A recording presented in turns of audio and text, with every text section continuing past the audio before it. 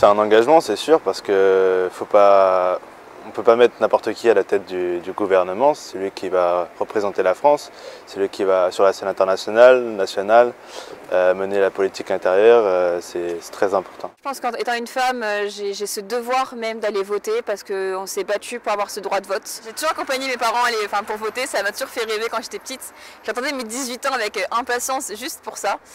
Et maintenant, c'est la désillusion totale en fait, parce que je me rends compte que on va voter, mais ça va, on va forcément être déçu. On se sent grand, on a un peu de pouvoir sur soi.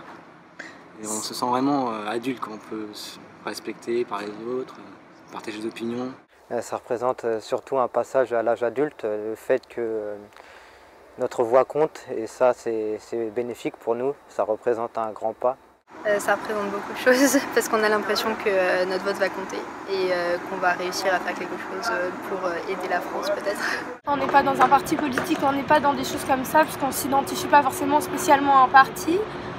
Le seul acte qui se dit que peut-être, on va peut-être faire un petit peu bouger les choses dans le sens qu'on veut, mais vraiment à une petite échelle, c'est d'aller voter quoi, sinon il ne nous reste plus rien. Pour moi c'est un réel engagement, il faut que tous les Français se mobilisent et aillent voter parce que on a de plus en plus une montée des extrêmes et il faut lutter contre ça et il faut aller exprimer sa voix par le vote et c'est pas une obligation mais c'est un devoir.